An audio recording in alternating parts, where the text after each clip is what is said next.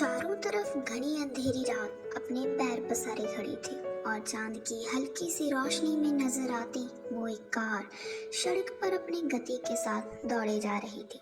साएं साएं करती हवाएं माहौल में एक अजीब सी बेचैनी को बढ़ावा दे रही थी और हवा में धीरे धीरे फैल रहा कोहरा वहां के दृश्यों को थोड़ा धुंधला सा कर रहा था। और वहीं उस कार के अंदर हल्का सा म्यूजिक बज रहा था जो रह रह कर इस बात को बता रहा था कि शायद कार चलाने वाला शख्स कुछ ज्यादा ही खुश है। ड्राइविंग सीट पर बैठा वो आदमी जो दिखने में तकरीबन 29 से 30 साल के बीच का लग रहा था अपने सामने पड़ी एक तस्वीर को उठा लेता है जिसके अंदर एक लड़की की मुस्कुराती तस्वीर थी और उसे देख उसके होठों पर भी मुस्कान सज जाती है।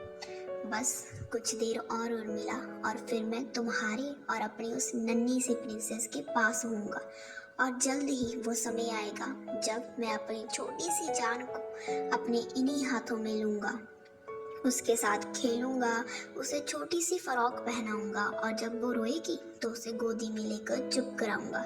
मुझे पता है कि तुम मेरा इंतज़ार कर रहे हो पर क्या करूं मैं, काम भी तो ज़रूरी है ना। और अब जाकर ख़त्म हुआ और देखो तुम तक पहुंचते पहुंचते रात भी हो गई। हाँ बाबा, पता है मुझे कि अभी तक नहीं पता कि लड़की हुई या लड़का, पर मेरा दिल कहता है देखना मेरी प्रिंसेस ही आएगी और देखना इस बार की ये शर्त मैं ही जीतूंगा और ये जीत मेरी जिंदगी की सबसे बड़ी जीत होगी।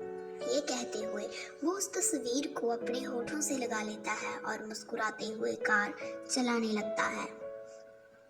वो शहर का एक नामी अस्पताल था जिसके ऑपरेशन रूम के अंदर से लगातार किसी औरत की चीखने की आवाजें आ रही थी और वो औरत गर्भवती थी और पिछले 1 घंटे से वो उसी कमरे में थी और डॉक्टर अब तक उसकी डिलीवरी नहीं करवा पाए थे क्योंकि एक तो बच्चा थोड़ा कमज़ोर था और ऊपर से वो औरत बुरी तरह से थक चुकी थी और उसका खून भी इतना बह चुका था कि ये कहना गलत नहीं होगा कि वो जिंदगी और मौत के बीच में जूझ रही थी।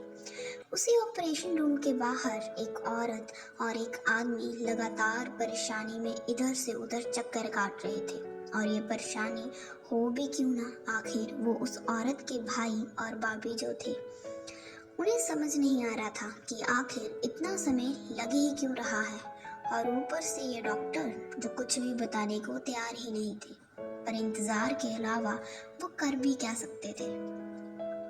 अभी कुछ पल ही बीते होंगे कि अंदर से किसी बच्चे के रोने की आवाज आती है और उस आवाज को सुन दोनों के ही चेहरे खिल उठते हैं और दोनों मुस्कुराते हुए एक दूसरे को गले से लगा लेते हैं और कुछ पलों बाद डॉक्टर एक छोटे से नवजात को अपनी गोद में उठाए कपड़े में लपेटे हुए बाहर आती हैं और उसकी मामी को पकड़ाते हुए कहती हैं बधाई हो, बेटी हुई है।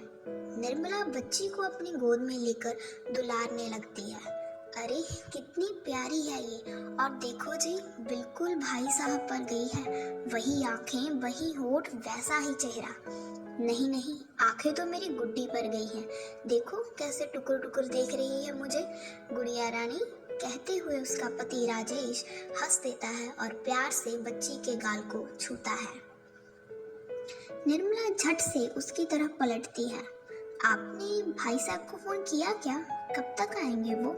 अरे मैं तो भूल ही गया, अभी आता हूँ, कहकर राजेश वहां से चला जाता है और निर्मला की हामी भरते ही एक ओर जाकर उर्मिला जी के पति प्रताप जी को फोन करने लगता है। पर जैसे ही वो फोन पर बात करता है तो उसका फोन उसके हाथ से छूटकर नीचे गिर जाता है और वो हैरान सा अपनी जगह पर खड़ा रह जाता है। आखिर ऐसा क्या कहा फोन पर दूसरी तरफ किसी ने जो राजेश का ये हाल हुआ? और आगे जानने के लिए सुनते रहिए ये कहानी सिर्फ यहाँ। धन्यवाद।